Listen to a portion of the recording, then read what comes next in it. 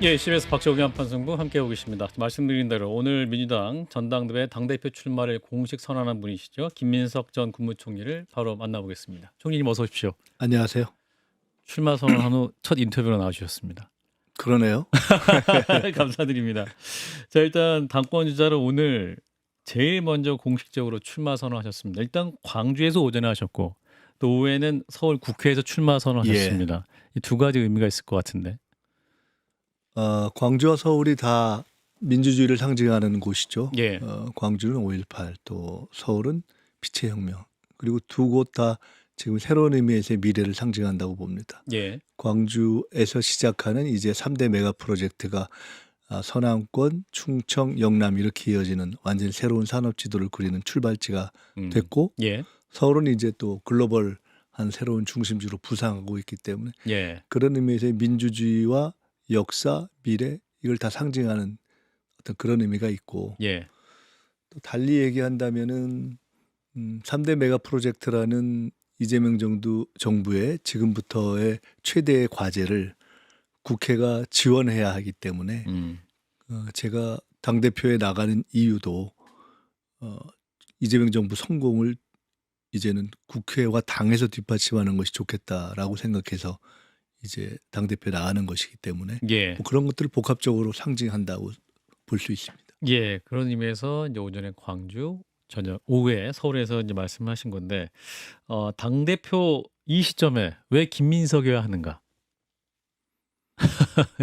어, 지금까지 1년은 이제 임기 초에 예, 내란을 극복하고 첫 틀을 잡는 시기였다면은 예, 지금은 그야말로 국회와 당의 역할이 중요합니다. 예, 원래도 이제는 전체 방향이 잡혔기 때문에 국회에서 이 입법적 뒷받침이 중요하고요. 예, 게다가 이번 지방선거와 재보궐선거의 결과가 음흠, 기대만 못했기 때문에 훨씬 더 안정적으로 정치적인 에너지를 모아서 정부를 뒷받침하는 것이 필요합니다. 예, 근데 그런 점에서는 국정 방향을 대통령님과 쭉 나눠왔고 음, 첫 어떤 국정 방향을 설계했고 그에 대한 이해가 있다는 점에서 호흡이 잘 맞고 정부와 당 예, 정광에 그리고 총선 준비라는 게 현재 당의 입장에서는 제일 중요한 과제인데 약 1년 10개월 후에. 그렇죠. 근데 저희 당에서 사실은 총선, 지방선거, 대선 세 가지의 선거를 큰 선거를 다 실질적으로 지휘하고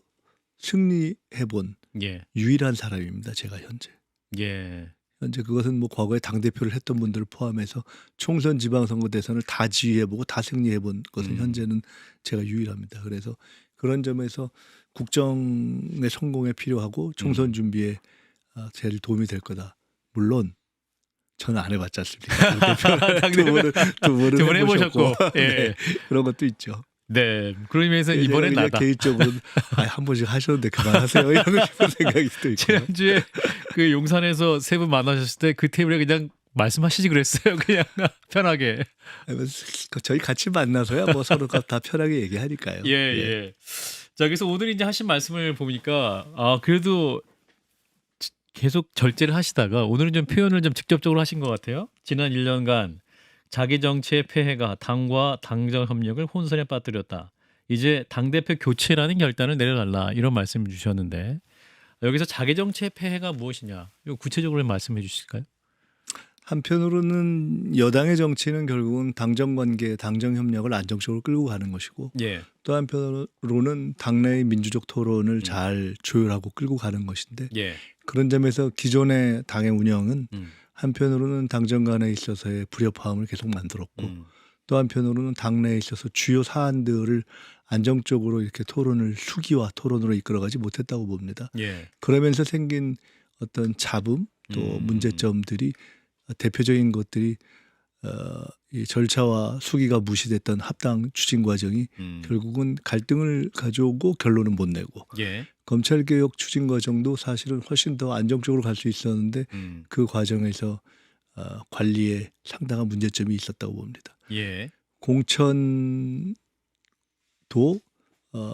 우리가 확립한 시스템 공천이 조금 훼손되는 그런 문제점들이 많이 제기되는 이런 예. 것들이 있어서 그런 것들을 종합적으로 지적한 것입니다.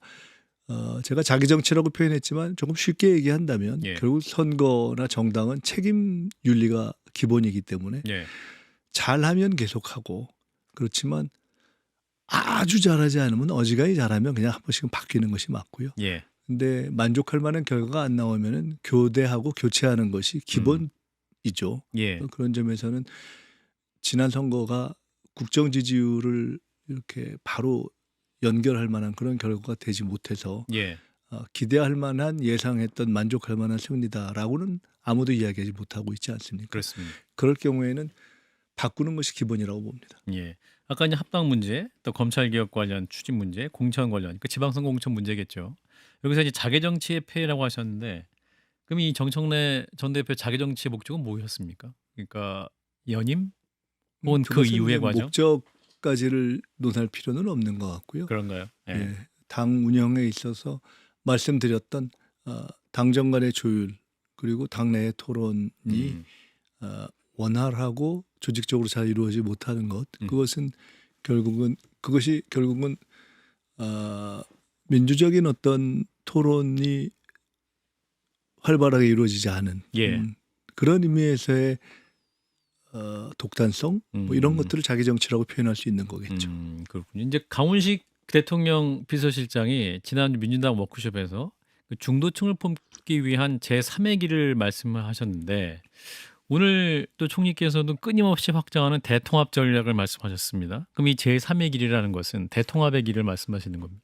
강 실장께서 제3의 길을 제가 그날 명료하게 제3의 길이라는 워딩을 썼는지는 저도 지금 좀 기억이 안 나는데 그런가요? 예. 어쨌든 제3의 길을 말씀하셨을 때 과거 이제 영국이나 뭐 기든스. 미국이나 이런 그 제3의 길을 뜻한 것은 아니고 예. 다양한 의미에서의 중도 확장을 해야 한다라는 이야기를 한 것은 전 분명하다고 봅니다. 예. 근데 이제 그에 대해서 그 취지나 맥락을 잘못 이해하고 음. 내부에서도 공격을 하는 경우가 있는데 그건 예, 조금 예. 잘못 짚었다고 저는 보고요. 아하.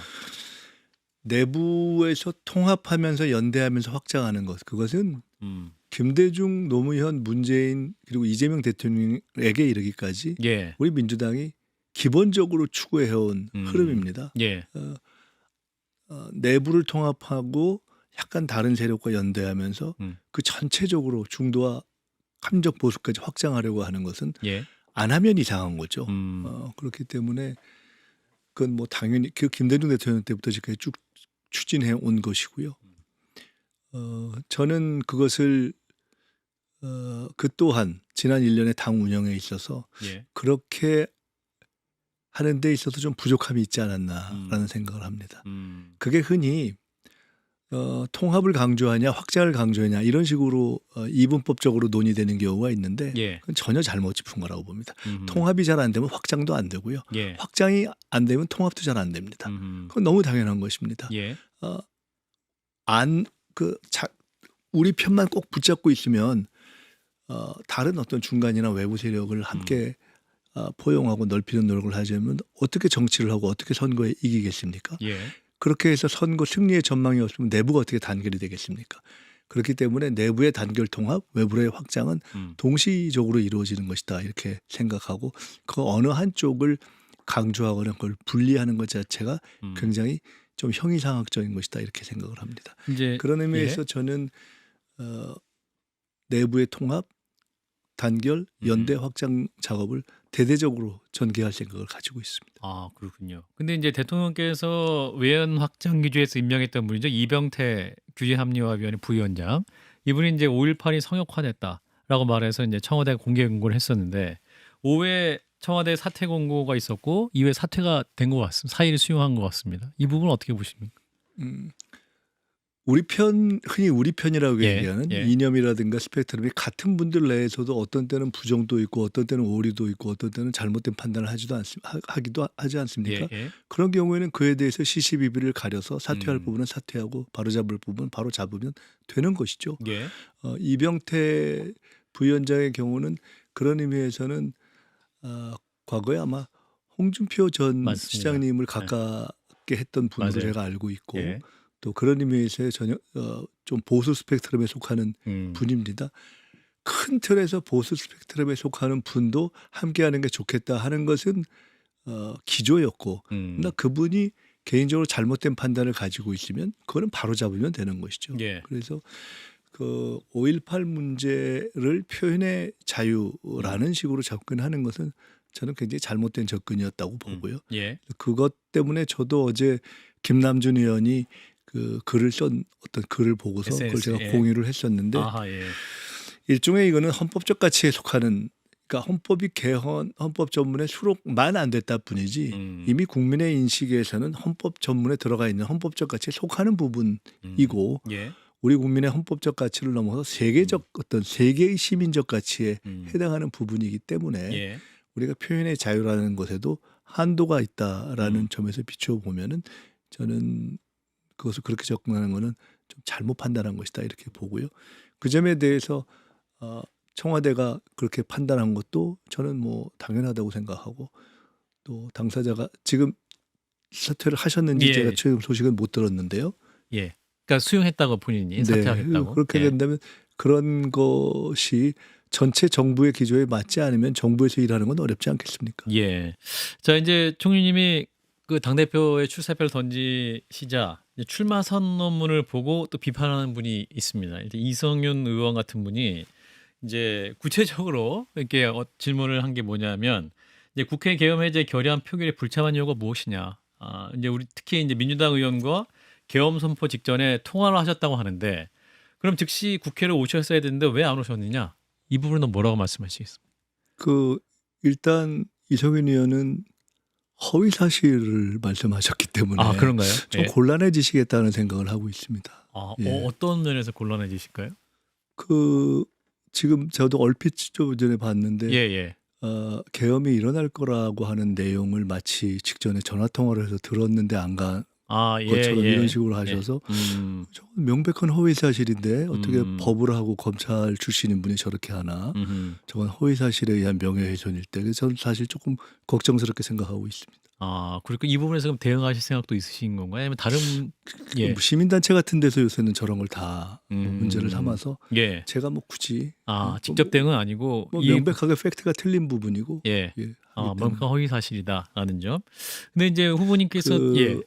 아마 저한테 사과해야 될 겁니다. 아하, 예.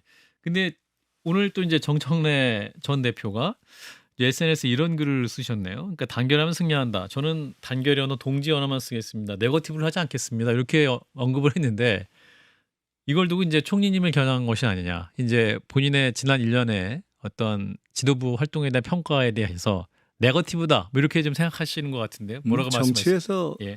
토론을 하고 책임을 묻고 그런 걸 가지고 네거티브라고 하는 사람은 없습니다. 예. 예. 그래서 이제 그럼 이제 나중에 후보 토론회를 통해서 충분히 그 문제를 함께 말씀 네, 나누시고 그 잘못된 부분에 대해서는 정치에서는 예. 서로 동지들 간에 토론도 하고 문제 지적도 하고 또 그에 대해서 이렇게 반론도 하고 그렇게 하는 것이죠. 예. 없는 이야기를 지어내거나 아하. 조금 전에 이성윤 의원처럼 허위 사실을 이야기하거나 예. 이제 그런 경우는 네거티브라고도 하고 나중에 뭐 법적 정치적 책임을 지게도 되고 그렇게 되지만은 예. 정치적인 판단에 대한 토론을 하는 것을 가지고 네거티브라고 하지는 않습니다. 그런 것은 활발하고 예. 치열하게 해야 우리가 이렇게 당이 발전하는 것이죠. 예.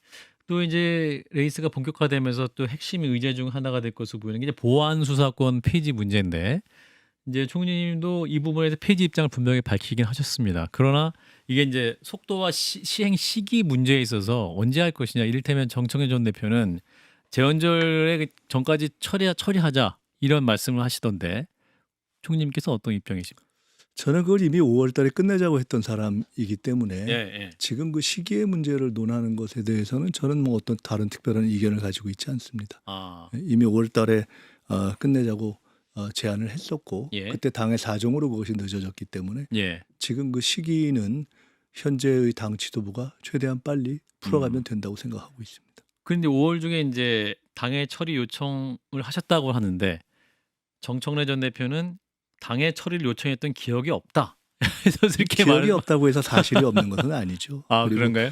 법안을 제시하지 않았다고 하는데 예. 당정 관계에 대해서 다 아는 분들은 당정 간에 의논을 해서 법안이 가는 것입니다. 예. 그런데 5월에 이것을 처리하자고 해서 제안하고 그것이 당의 중요한 당직자들에 의해서 당 지도부에 다 전달됐고 예.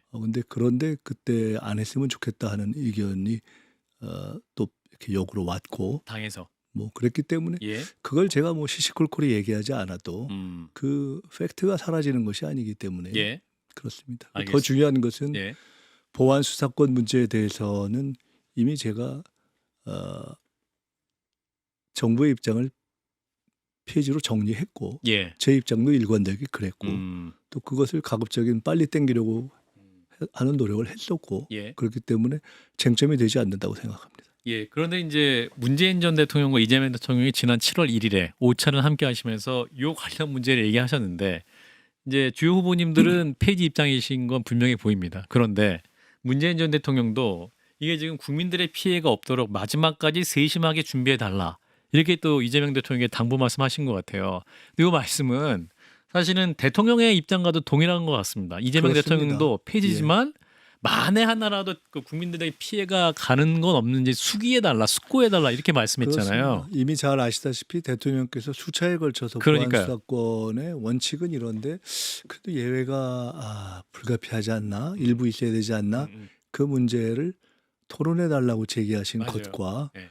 문재인 대통령님의 정확한 워딩과 맥락을 제가 지금 확언할 수는 없지만은 예. 그런 측면이 있겠죠. 예. 그리고 국민들 사이에서 어떤 그러한 문제 제기가 있고 예.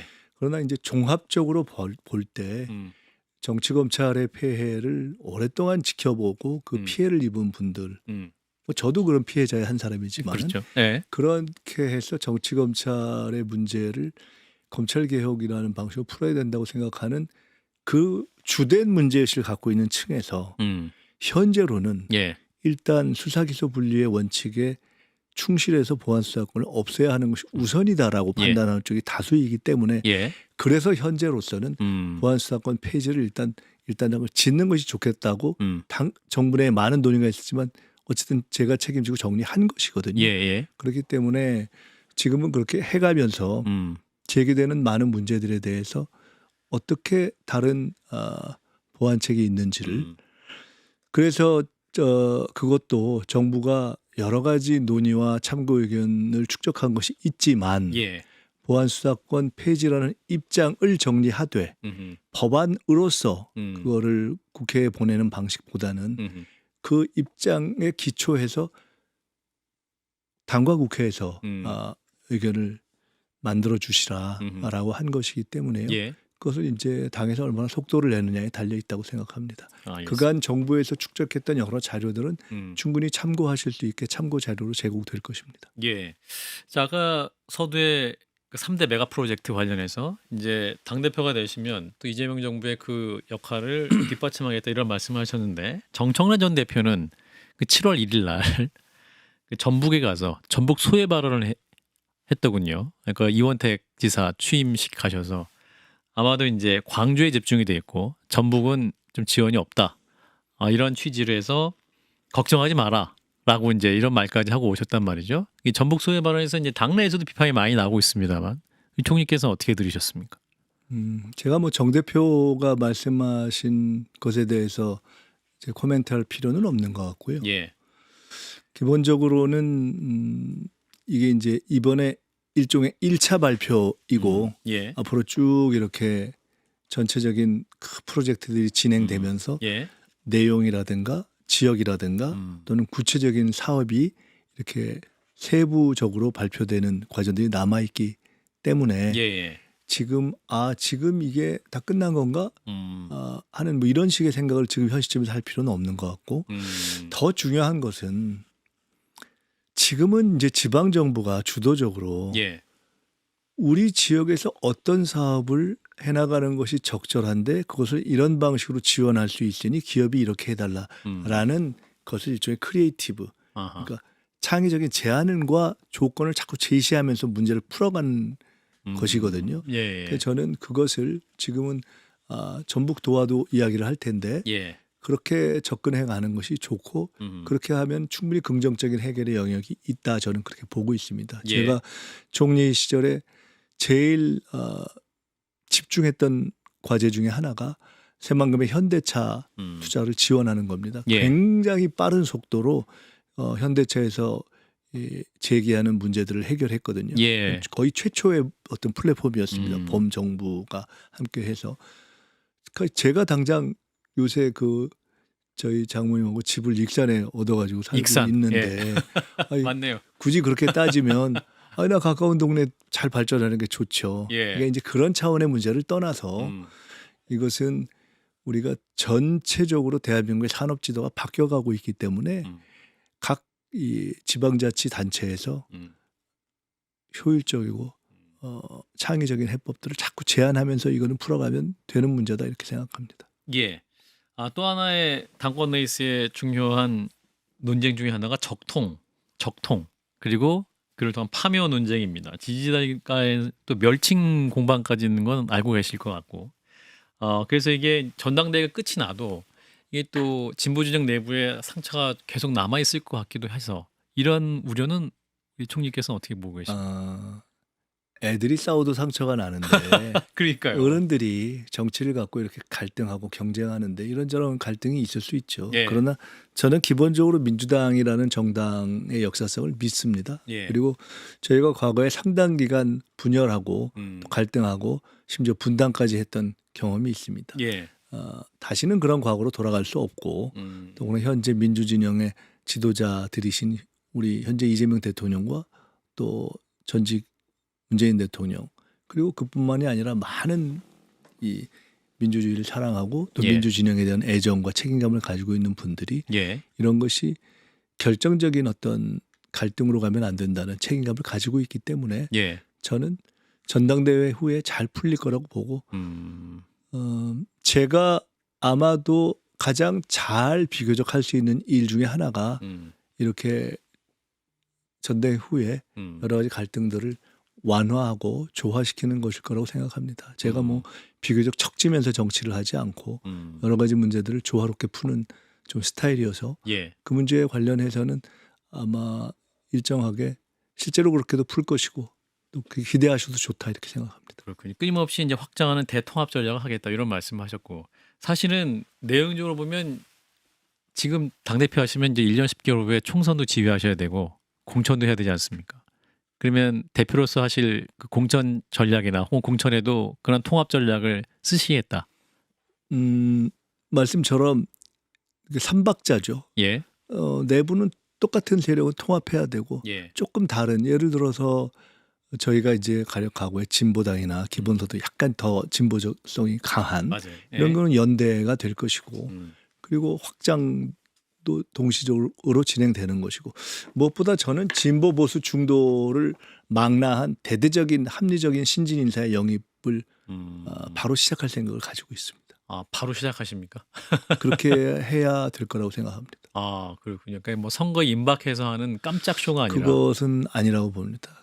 그런 것들이 지속적으로 돼야 예. 당에도 도움이 되고 정부에도 도움이 되는데 사실은 지난 1년 말씀드렸듯이 국정을 확실하게 뒷받침하면서 예. 이 당의 영역을 넓히면서 내부는 단단하게 하면서 정부가 미처 손대지 못하고 있는 정책들을 이렇게 착착착착 챙겨나가는 이런 어떤 좀 유능하고 좀 기민한 여당 이런 부분에 좀 아쉬움이 있어서 예. 저는 굉장히 속도감 있게 일을 당대표가 되면 풀어나가야 되겠다 생각하고 있습니다. 레이스가 이제 시작됐는데 사실상 과반 득표도 가능하다고 보십니까? 이렇게 말씀드리겠습니다. 예. 당이 그리고 정부가 임기 1년 만에 처음으로 어려운 상황에 들어가고 있기 때문에 예. 저희는 반드시 당을 안정적으로 다시 이제 정립해야 하고 예. 당이 안정되면서 국정을 든든하게 뒷받침하려면 저는 모든 권리당원과 또 가능한 지지자들이 다 참여해 주셔서 한 분도 빠짐없이 투표해 주시고 모두 참여해 주셔서 기왕 누구를 당대표를 만들어 주시려면 압도적인 리더십을 만들어 주시면 좋겠다 이렇게 생각하고 있습니다. 예. 그 말씀과 진심이 잘 전해지시기를 바라겠습니다. 오늘 말씀 일단 여기까지 듣도록 하겠습니다. 더불어민주당 대표의 출마 선언을 오늘 하셨습니다. 김민석 총리와 만나봤습니다. 고맙습니다. 감사합니다.